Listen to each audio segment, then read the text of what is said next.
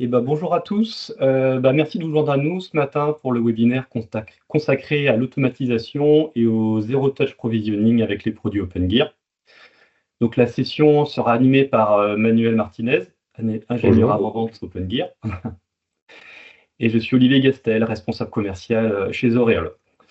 Donc, la session ce matin s'adresse à des ingénieurs réseau. Donc, on considère que tous les gens présents ce matin, vous connaissez déjà le concept du réseau hors bande, la prise en main des ports consoles de vos équipements grâce aux produits OpenGear. Donc, on ne s'étalera pas trop sur les sujets basiques. On va aller directement sur la partie qui nous intéresse. On a prévu de faire durer la session environ 45 minutes. Donc, si vous avez des questions pendant la démo et la présentation de Manuel, vous pouvez poser vos questions dans le chat et on y essaiera d'y répondre d'ici la fin de la session. Voilà, Manuel, je te passe la main. Parfait. Merci Olivier. Écoutez, bonjour à tous. Comme le disait Olivier, moi je travaille chez OpenGear maintenant depuis un peu plus d'un an. Donc l'idée qu'on a eue avec Olivier, c'était pas de vous faire encore on va dire, de vous abreuver de slides, mais plutôt de faire quelque chose d'intéressant avec une vraie démo qui montre comment ça marche en live. Donc je vais quand même vous faire quelques slides parce que je suis obligé, mais il y aura la plus grande partie, je pense, qui sera consacrée à cette démo pour vous montrer un petit peu comment tout ça fonctionne. Donc je vais partager mon écran et donc je vais commencer par cette petite partie présentation.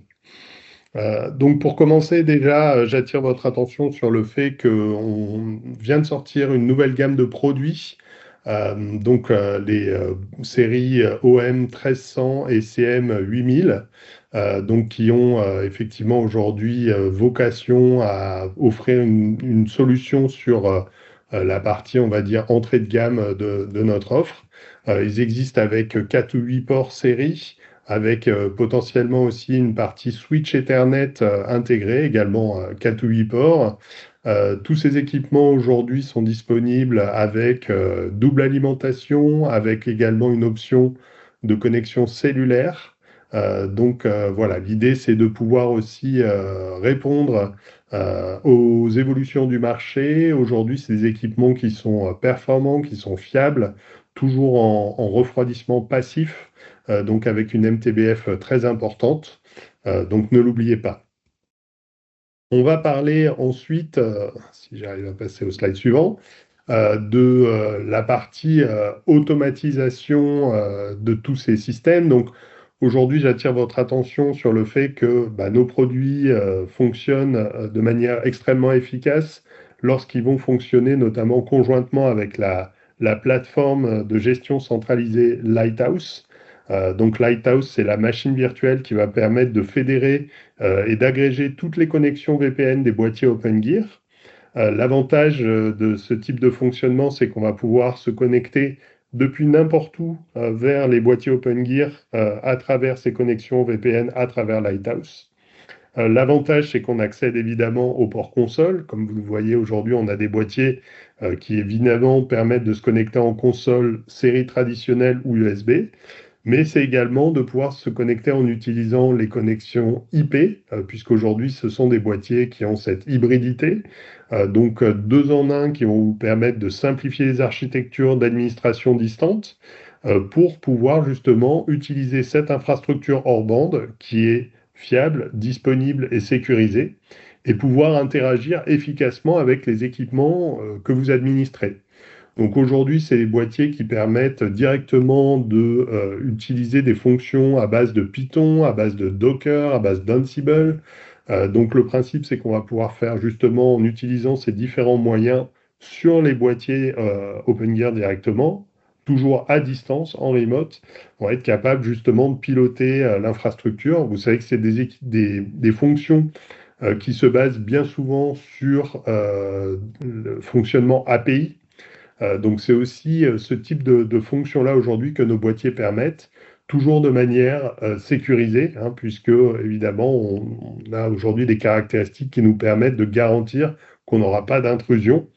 Typiquement, aujourd'hui, c'est pas simplement des boîtiers qui font du déport console, c'est des boîtiers qui sont capables de faire du routing, du switching, du firewalling, évidemment du chiffrement.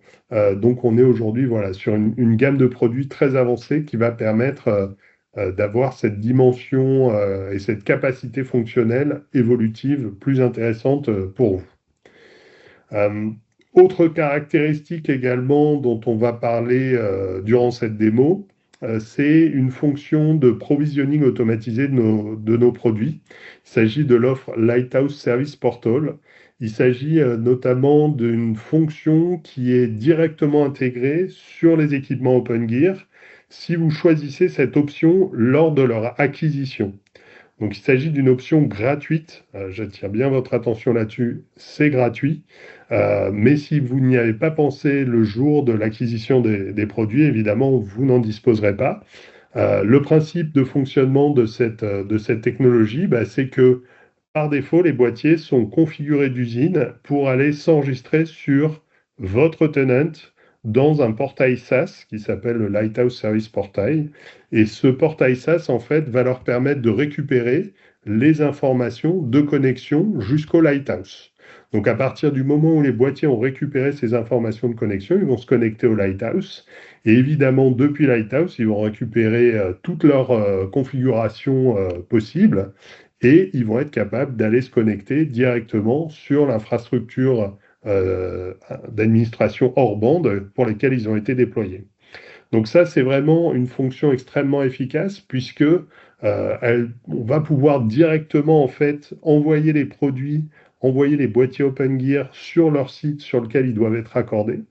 Et vous n'avez même pas besoin d'être présent pour assister à cet aspect raccordement ou faire une préconfiguration quelle qu'elle soit, puisqu'on est sur une autonomie complète à travers Internet sur ce type de fonctionnalité-là. Évidemment, ça fonctionne si votre Lighthouse est directement disponible à travers Internet. Ça fonctionnera aussi si vous utilisez une plateforme Lighthouse qui est purement on-prem. On a simplement besoin d'avoir ce premier accès sur le Lighthouse Service Portal, qui est un service cloud. Donc cet accès-là se fait à travers Internet, mais ça peut être le seul. Donc on a par exemple aujourd'hui certains clients qui utilisent la partie cellulaire, par exemple, lors de la mise en œuvre des boîtiers OpenGear pour récupérer cette configuration LSP, et après qui vont simplement couper complètement l'accès cellulaire et utiliser que de l'accès filaire on-prem pour aller accéder à leur Lighthouse. Et ils n'accéderont en cellulaire qu'en mode secours, évidemment, en cas de panne. J'attire votre attention aussi sur le fait que ces fonctions d'interconnexion avec Lighthouse sont fortement enrichies aujourd'hui à travers deux fonctionnalités importantes qui permettent d'aller plus loin justement dans la gestion des équipements en IP. La première, c'est ce qu'on appelle SMF, la Smart Management Fabric. Donc il s'agit d'une fabrique IP qui va être montée au-dessus des VPN à destination des équipements qui sont administrés directement.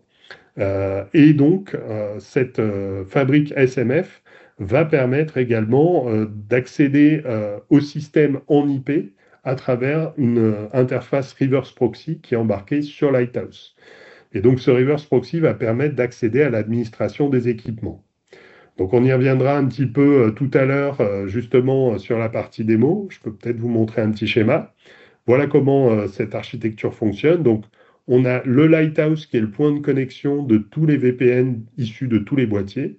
Et évidemment, le principe, c'est qu'on va utiliser cette fabrique IP SMF pour accéder au-delà des équipements OpenGear, pour accéder en IP aux équipements qui sont derrière en fait les OpenGear connectés en IP. Et donc, évidemment, ça permettra aux administrateurs distants à travers Lighthouse de s'y connecter ou aux administrateurs locaux de se connecter en local sur cette infrastructure. Donc voilà pour la partie slide. Je vous propose d'arrêter parce que je pense qu'il y en avait largement assez et maintenant de passer à la partie démonstration. Je vais réduire cette fenêtre et je vais me connecter ici. Donc on a aujourd'hui plusieurs choses à voir. Donc la première chose, c'est que Là, je me suis connecté sur un boîtier OpenGear que j'utilise pour le lab. Ce boîtier, aujourd'hui, il a été utilisé justement pour me permettre de vous le présenter. Il y a un minimum de configuration dessus, mais en tout cas, il n'est absolument pas enregistré dans mon Lighthouse. Là, vous pouvez voir qu'il n'y a pas de configuration Lighthouse existante. On peut voir également que sur ma plateforme Lighthouse, sur laquelle je vais me connecter également, hop, donc cette plateforme Lighthouse est complètement vierge de configuration. Il n'y a pas d'équipement connecté, il n'y a pas d'équipement en attente, il n'y a absolument rien aujourd'hui qui est configuré sur cette plateforme. Donc ça va me permettre justement de vous montrer un petit peu comment tout ça fonctionne. Donc aujourd'hui, pour la partie justement qui nous intéresse, ça va être l'enregistrement automatique d'un boîtier sur Lighthouse via simplement une remise à zéro du boîtier. Donc tout ça se passe par le portail LSP, donc le portail Lighthouse Service Portal. Donc pour ça, je passe à travers mon interface de gestion de tickets d'incident notamment, donc le portail client OpenGear, que vous reconnaissez peut-être si vous avez déjà des équipements. Et donc sur la droite, j'ai une option spécifique qui s'appelle Lighthouse Service Portal. Et à travers ce portail, j'arrive à la gestion des différents boîtiers en fait OpenGear que j'utilise aujourd'hui, notamment pour faire des tests, que ce soit des démos, des tests clients. Donc, comment fonctionne cette interface? En fait, on va d'abord définir ce qu'on appelle les settings, donc les paramètres d'enregistrement. Donc aujourd'hui, ici, j'ai défini deux packages. Ici, si je vous montre un petit peu comment ça se définit, tout ce qu'on définit à l'intérieur, en fait, c'est des paramètres de connexion à mon Lighthouse. Donc, je lui spécifie effectivement qu'il doit aller télécharger un package. Je lui mets un petit nom, je lui mets le token d'enregistrement et je lui mets l'adresse IP et le port de mon environnement Lighthouse. Donc, évidemment, si vous avez un Lighthouse qui est disponible à travers Internet, vous mettez le nom de host si vous le souhaitez. Si jamais vous avez uniquement un Lighthouse on-prem, vous pouvez mettre évidemment aussi son IP privé. Et en fait, à partir de là, ensuite, vous pouvez spécifier directement à qui vous voulez assigner ces packages.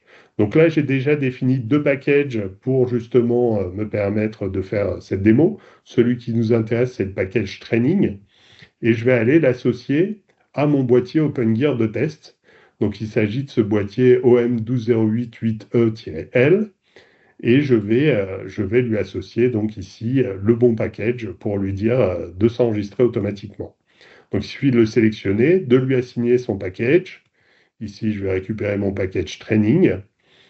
Hop, on sauvegarde. Donc là, le système met qu'on est en attente d'approbation. Donc on a tout un système de gestion des autorisations qui permet aux techniciens de dire moi, je veux associer ce profil-là, et à la fin que ce soit revu et validé par une personne spécifique, par exemple. Donc ici, évidemment, c'est moi qui assure également les fonctions d'approbation. Donc je vais approuver directement cette configuration. Et à ce moment-là, effectivement, le boîtier peut commencer à vouloir aller s'enregistrer sur le Lighthouse. Donc moi, ce que je vais faire, je vais le remettre à zéro pour pouvoir justement m'assurer qu'il va aller s'enregistrer et effectuer une configuration complète, remise depuis zéro pour que vous puissiez voir tout ça. Donc je vais lancer cette remise à zéro maintenant. Voilà. Donc le boîtier va se remettre à zéro, il va complètement s'effacer. Et à partir de là, moi, je vais pouvoir vous montrer un petit peu comment tout ça fonctionne dans les détails. Donc, notamment, ce qui va être intéressant, c'est de comprendre comment ça fonctionne au niveau du Lighthouse. Donc, aujourd'hui, pour la partie Lighthouse, on définit ce qu'on appelle des enrollment bundles. Donc, ces enrollment bundles, ils peuvent être appelés lorsque vous souhaitez enregistrer les boîtiers sur Lighthouse et ils contiennent directement certains paramètres de configuration. Donc, notamment, par exemple, ici, le token d'enregistrement spécifique. Est-ce que je veux approuver automatiquement l'enregistrement des boîtiers lorsqu'ils se connectent au Lighthouse? Quelques tags qui vont permettre de me repérer plus simplement pour voir évidemment, par exemple, si les boîtiers correspondent à une date particulière d'enregistrement, etc., etc.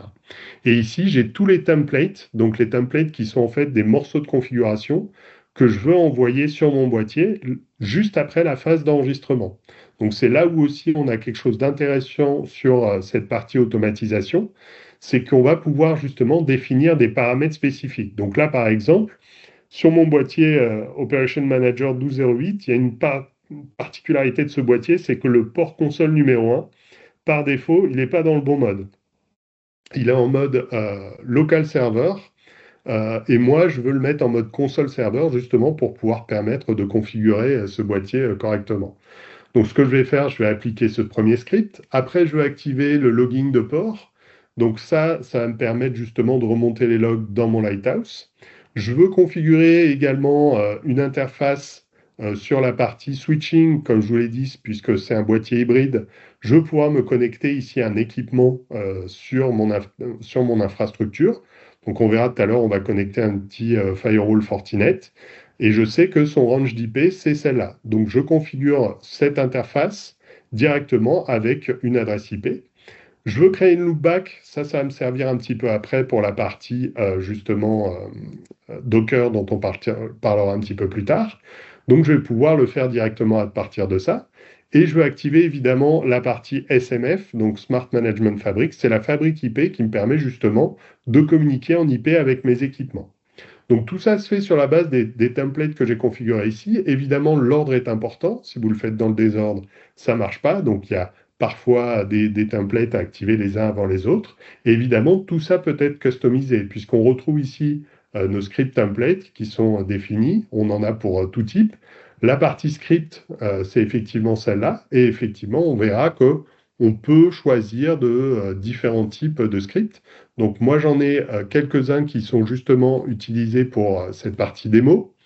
Donc j'en ai un notamment qui va me permettre ici de configurer un bridge. C'est exactement des lignes de configuration que je pourrais envoyer directement en interactif. Donc là je peux le faire simplement en mode script bash que j'envoie directement à travers mes templates de configuration. Et ici vous avez sur la partie gauche un template spécifique qu'on utilisera après pour la partie justement Docker. Donc pendant ce temps-là, qu'est-ce qui s'est passé sur mon boîtier? Donc mon boîtier, normalement, il est de retour. Donc là, j'ai une erreur 500 parce qu'il a été vraiment reset. Voilà. Et évidemment, il a changé de certificat. Donc ici, il est revenu vraiment en mode configuration usine. Si ici, j'essaye de me connecter avec le mot de passe qui était enregistré, eh bien, évidemment, ça ne marche plus puisqu'il est revenu en configuration usine. Donc, je me reconnecte avec le mot de passe défaut.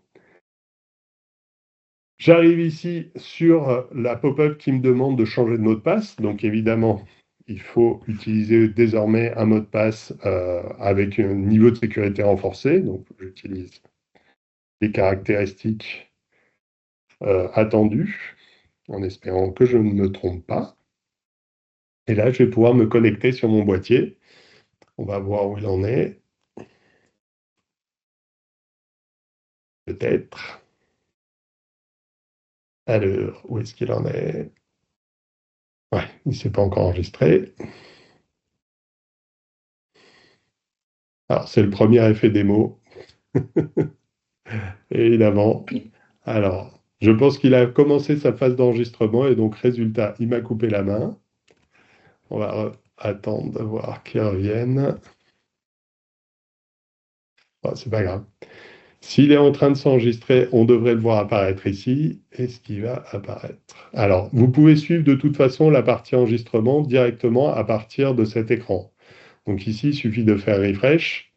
On est ici, on sait qu'il a été envoyé le bundle justement d'enregistrement à 11h50. Donc il y a apparemment très peu de temps. Et donc c'est probablement ça, voilà, qui fait que le boîtier commence à s'enregistrer. Donc là, on voit qu'il arrive en pending. Le Lighthouse a été configuré pour accepter automatiquement cet enregistrement-là, puisque je vous rappelle que c'est ce que j'avais défini. Et donc là, évidemment, fatalement, il m'a coupé un peu l'herbe sous le pied. Donc on va voir s'il veut bien, s'il a enregistré mon mot de passe, mais je n'y crois pas un seul instant. Voilà, on va lui mettre le mot de passe.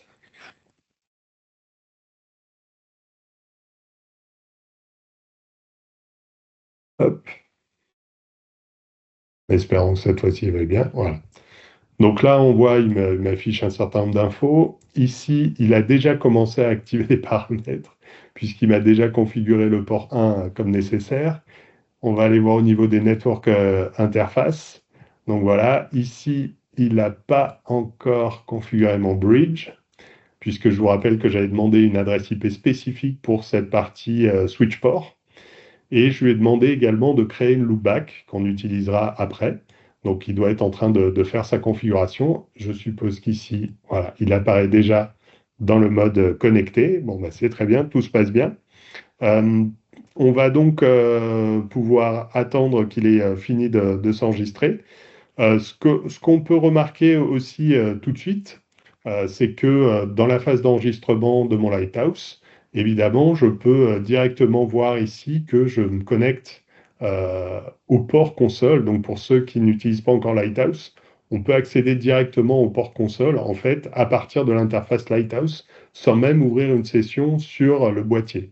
Donc ici, je me suis configuré en fait un équipement directement sur ce port console 1. Donc on va voir le temps qu'il soit configuré. Voilà, donc j'ai mon FortiGate, je peux ouvrir une session.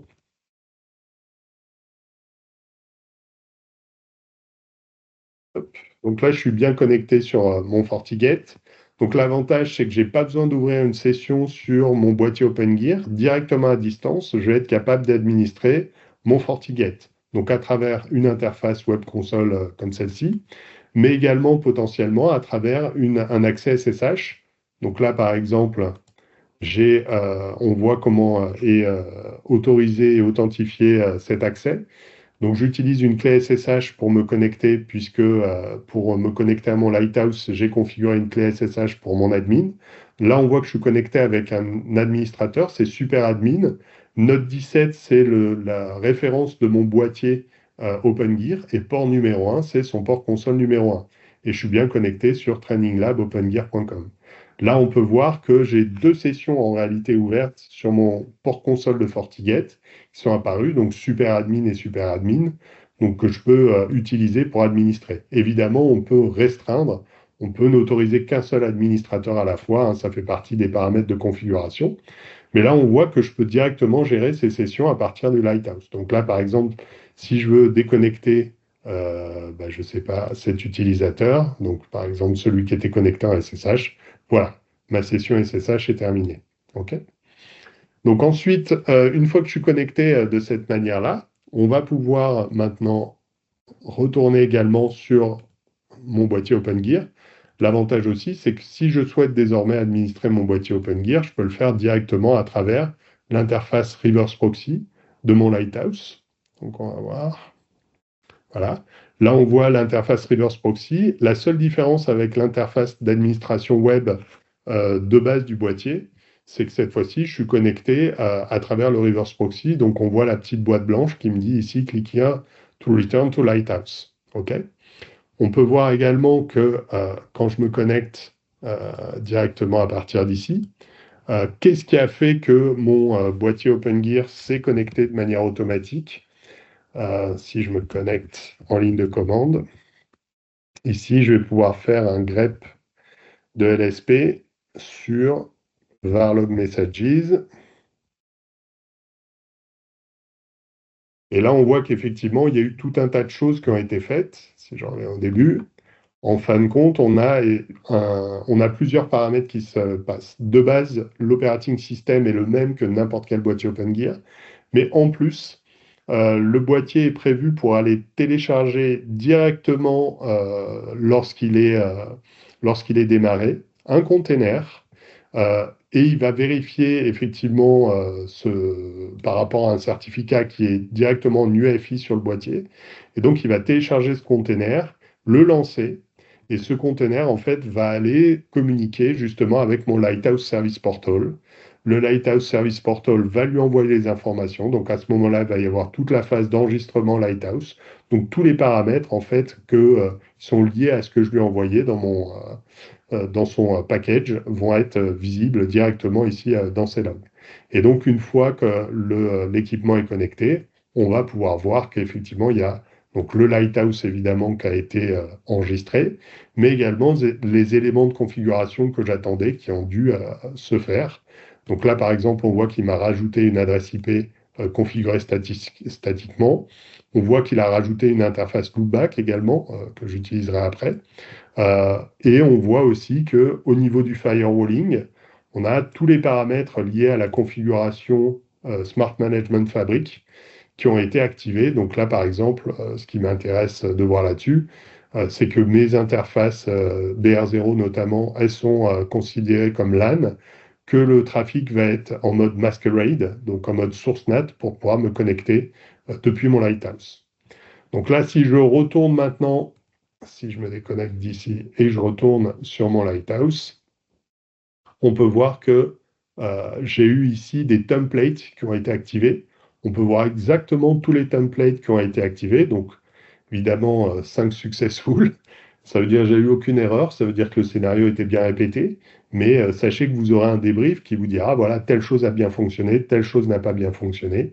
Et donc ça permet justement d'être très efficace, de savoir exactement ce qui s'est bien passé ou pas. À partir de là, évidemment, comme tout à l'heure, je pouvais me connecter sur les ports consoles, ici, je vais pouvoir me connecter également, pourquoi pas, à mes ressources en IP. Donc là, par exemple, j'ai l'accès directement à mon Fortinet. J'ai créé une ressource IP. Qu'est-ce que j'ai configuré dans cette ressource IP? Uniquement l'adresse IP de mon firewall Fortinet côté boîtier OpenGear. Donc, c'est uniquement une adresse IP. Je lui ai dit que j'avais un service qui existait en HTTPS, en SSH, pour pouvoir y accéder directement avec un petit tag voilà, directement configuré. Donc, pour vous montrer, ici, je peux me connecter évidemment à SSH. Donc, cette fois-ci, ce n'est pas du SSH to console, c'est vraiment du SSH vers Lighthouse. Et Lighthouse ouvre une session SSH jusqu'à mon boîtier Fortinet. Donc là, je remplace le login par admin. Vous voyez qu'il me crée une ligne de commande à la volée avec ces paramétrages. Et donc ici, je vais pouvoir de la même manière me connecter. Donc j'utilise évidemment toujours l'authentification clé SSH pour accéder au Lighthouse, puisqu'en termes de sécurité, notamment, c'est hébergé chez un grand cloud provider public, donc c'est un peu mieux. Et là, je me retrouve avec le prompt, en fait, de SSH de cette fois-ci mon boîtier Fortinet. Donc ici, je vais pouvoir me connecter également. Et là, je suis connecté à nouveau sur mon FortiGate, non pas en mode console, mais en mode vraiment SSH. Et évidemment, on peut utiliser ce moteur de reverse proxy également pour se connecter cette fois-ci à l'interface web. Donc on voit que je passe toujours par mon boîtier, mon Lighthouse traininglab.opengear.com, qui lui-même forward la communication jusqu'au boîtier OpenGear. Et là, je me suis connecté à l'interface web en utilisant le reverse proxy du Lighthouse. On voit que, notamment, on a plusieurs sessions qui sont ouvertes. Voilà. Donc ici, j'ai ma session SSH, ma session HTTPS.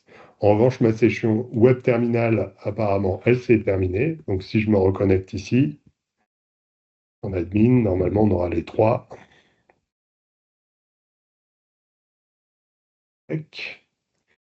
Si je refresh, voilà, j'ai les trois modes de connexion, donc console, HTTPS et SSH. On peut voir que l'adresse IP source qui est utilisée, c'est l'adresse IP source que j'ai ajoutée justement dans ma configuration de manière automatique sur mon boîtier OpenGear. Donc c'est la 19254. Et en fait, avec la partie Masquerade, justement, ça me permet de m'assurer que je n'aurai pas d'effet de bord, que je peux me connecter directement avec le même range d'IP en réalité que les équipements que je veux administrer. Okay. Donc là, je me déconnecte. Évidemment, les avantages aussi de ce type de fonctionnalité-là, c'est qu'on a toute une gestion avec du Role-Based Access Control. Donc on va notamment pouvoir utiliser les tags qui sont définis ici pour effectuer ce Role-Based Access Control. Maintenant, ce que je voulais vous montrer, c'était aussi la partie Docker. Donc, pour vous montrer un petit peu comment ça fonctionne, donc je vais revenir sur la partie script. Donc, vous voyez qu'ici, la seule chose que je vais faire dans ce script, c'est lancer une commande Docker Run. Donc, il y a une seule commande pour lancer un container, mais je vous rappelle qu'ici, on peut lancer n'importe quel script shell. Donc, si jamais vous avez des choses avec des logiques plus complexes, évidemment, vous pouvez le faire. Donc, il y a tout un tas de paramètres. Là, le container que je vais utiliser, c'est un container qui est un produit open source qui permet de faire du remote monitoring, qui s'appelle NetData. Évidemment, il y a plein d'autres technos qui vont utiliser ce type-là maintenant en format container. Donc, il y a du Zabbix, il y a du SolarWinds, il y a tout ce que vous voulez. L'idée, c'est simplement que si c'est un container, il va pouvoir s'installer directement sur le boîtier OpenGear pour pouvoir fonctionner et rendre le service que vous souhaitez. Donc ça passe par un script ici que j'ai déjà intégré, donc Docker NetData. Et pour vous montrer un petit peu comment ça fonctionne, c'est simplement en cliquant ici que je vais pouvoir le faire. Donc je sélectionne mon boîtier OpenGear, je lui dis que je veux tester et vérifier qu'au terme de syntaxe, mon script est correct. Donc lui, il va tester ça, notamment si on a des paramètres un petit peu avancés, il va pouvoir le faire. Là, dans le cas d'un script shell simple, il y a de toute façon assez peu de vérification qui est faite, s'il vérifie simplement que c'est bien un script shell. Et ensuite, il va pouvoir pusher la configuration. Donc évidemment, cette configuration, ça prend un petit peu de temps sur le boîtier OpenGear, puisque je vous rappelle que lorsqu'on va déployer un container, il y a une phase de téléchargement du container, il y a une phase d'installation, de préparation, etc., etc. Donc le temps qu'il nous fasse cette petite chose-là, on va le laisser un petit peu respirer. Et je vais essayer de juste revenir voilà, à mon boîtier, donc pour vérifier que tout se passe bien. Donc ici, si jamais je vais dans Local Terminal,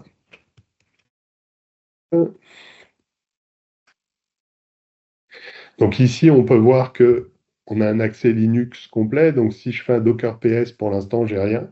Maintenant, si je fais un Docker Images, on a l'image qui est celle de LSP qui a été téléchargée, comme je vous l'ai dit, qui est celle qui nous sert justement pour le fonctionnement. Et là, si je fais autre chose, je suis obligé d'attendre qu'il ait fini. Donc, on va le laisser finir. Euh, Qu'est-ce que j'ai oublié de vous parler? Tchou, tchou, tchou. Ah oui, on a effectivement ici le... J'ai sauté une partie, c'est pour ça que ça ne marche pas. Alors, je peux vous montrer un autre script en attendant également. Donc ici, on n'est pas obligé de rester à cette fenêtre, hein. On peut le laisser tourner et on peut lancer éventuellement d'autres scripts. Donc là, par exemple, je voudrais lancer un autre script qui va me permettre de faire de la découverte de la configuration de mon port console. Donc c'est aussi une des capacités qui a rendu possible sur nos technologies. Donc ce qui va permettre de faciliter les choses.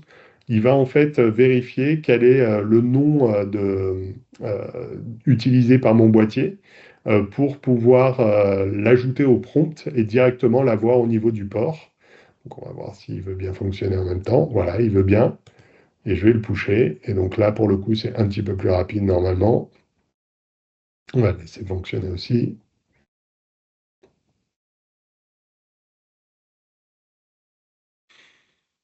« 3, 2, 1. Execution in progress. OK. Je crois que je leur demande beaucoup en même temps. Bon, c'est pas grave. On va retourner sur le boîtier pour voir où il en est. Ouais. Donc on voit qu'il a récupéré la deuxième image, donc NetData.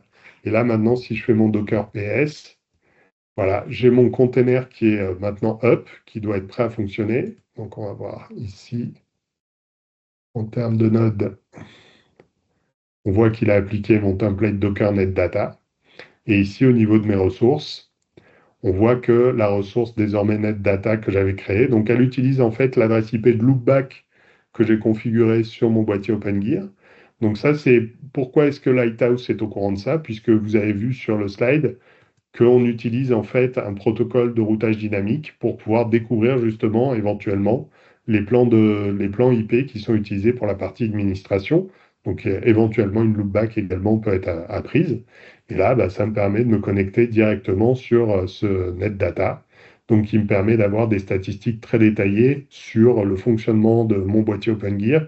On peut aller assez loin dans l'analyse du système, on peut voir le détail des process qui tournent, on peut avoir évidemment les containers qui sont actifs à un instant T, on peut avoir également des infos sur, pourquoi pas, les logs, voilà.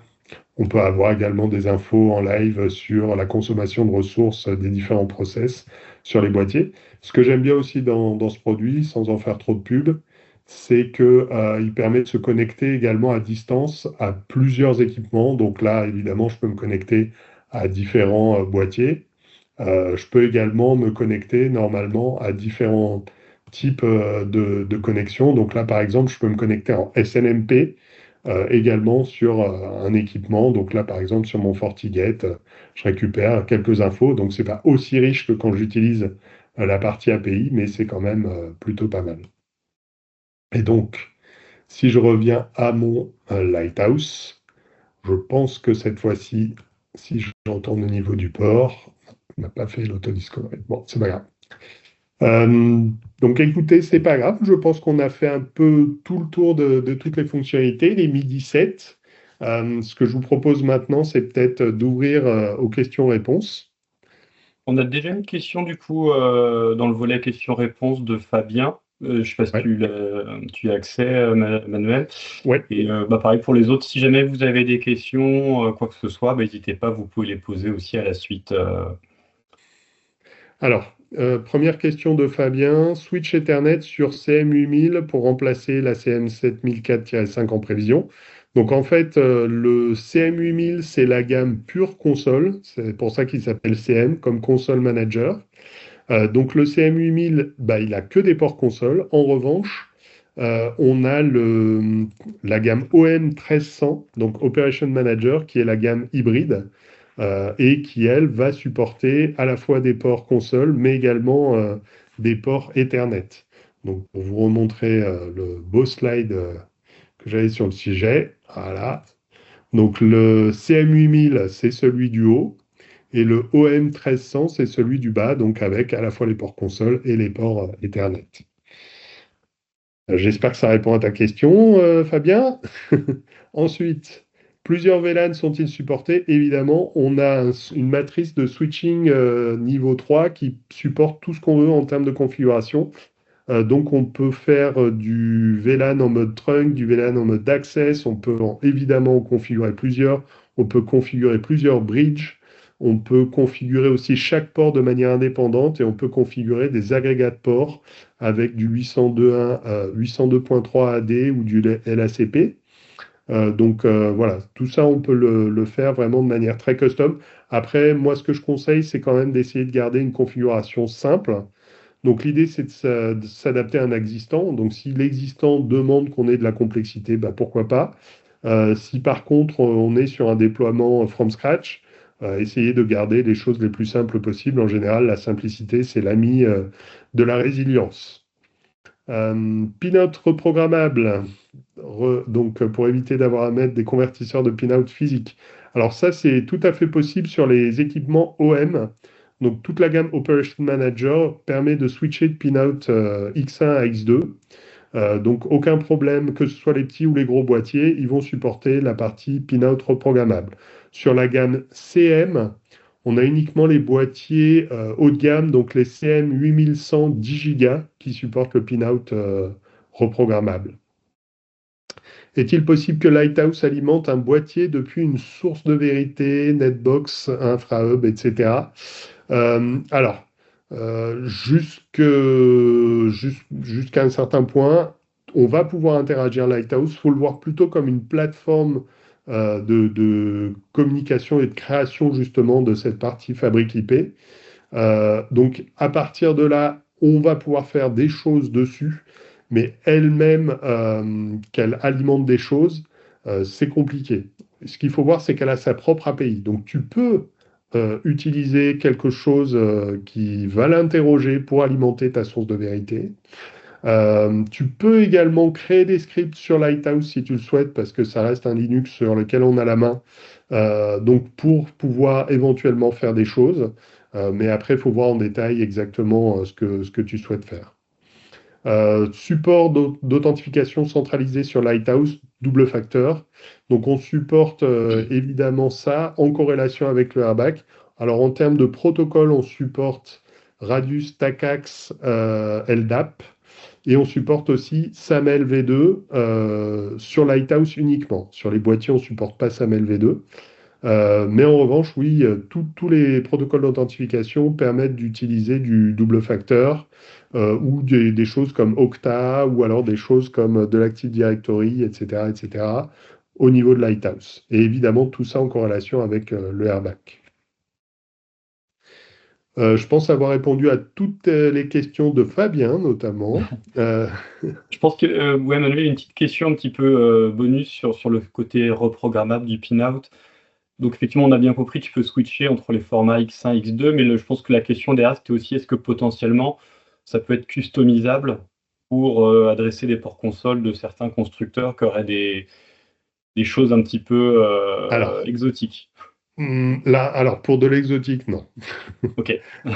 Alors, ce qu'il faut voir, c'est qu'avec X2, on couvre facilement, je dirais, 50% du marché. Avec X1, ça doit nous amener à aller 60-70% du marché. Et après, les trucs exotiques, ça représente moins de 25%. Et alors, c'est dans un monde idéal, j'aimerais bien pouvoir le Hmm. faire, mais c'est pas possible. Aujourd'hui, c'est pas quelque chose qu'on supporte sur aucun de nos boîtiers. Ok. Voilà. Bon, ça, c'est aussi des choses qu'on sait faire. Du coup, je fais ma petite minute commerciale, mais en faisant du câble custom pour les besoins un petit peu Exactement. particuliers. Puis Alors une là, dernière c'est un question boîtier en aussi, j'ai. l'occurrence d'ancienne génération qui ne le permet pas, mais nouvelle génération le permettent. Il y a une petite question aussi que j'ai eue en off, du coup, sur les produits qui sont préconfigurés LSP. Est-ce que tu sais comment ça se passe? Est-ce que en gros, c'est en usine que OpenGear préconfigure pour que ça aille se connecter sous le tenant du client Et- X, Y ou Z, c'est ça? Exactement. Lors de la phase d'acquisition, si le client choisit l'option LSP, donc les boîtiers sont enregistrés par rapport à leur numéro de série dans la partie, dans je dirais la gestion de notre CRM pour la partie cliente. Et donc, à partir de ce moment-là, si on spécifie qu'il s'agit de boîtiers LSP, ils vont apparaître justement dans l'interface LSP ici, qui est associée au compte client. Donc, D'accord. c'est vraiment, j'aurais tendance à dire malheureusement presque quelque chose qui peut se faire que lors de l'acquisition en usine. Moi, j'aurais bien aimé qu'on puisse après coup dire, ah bah tiens, finalement, j'aimerais bien me rajouter cette option LSP. Malheureusement, c'est pas possible. Après, vu que c'est une option gratuite, je ne peux que vous encourager à le prendre par défaut, quitte à pas l'utiliser. Mais voilà, c'est c'est tout ce qu'on peut faire maintenant. Ok, je te remercie. Et du coup, oui, enfin, question subsidiaire que j'ai en off, le... est-ce que ça rajoute un délai du coup quand vous configurez cette option? J'imagine un petit peu, mais ça doit Pour le pas délai, pour être le très délai long, j'imagine. d'acquisition, oui, parce Hmm. on ne peut pas stocker ces boîtiers-là dans la mesure où c'est vraiment en usine où on va prendre un boîtier normal, qu'on va le changer un peu, qu'on va lui ajouter le petit bout de code supplémentaire et qu'on va prendre son numéro de série, il va être associé au client. Donc, Ok. en gros, c'est un petit peu plus long, effectivement, sur la partie order. Maintenant, c'est pas non plus démesurément plus Ok. long, notamment après, enfin voilà, ça dépendra des périodes. En ce moment, on est sur des délais assez longs de toute façon, dû à la situation mondiale, on va dire.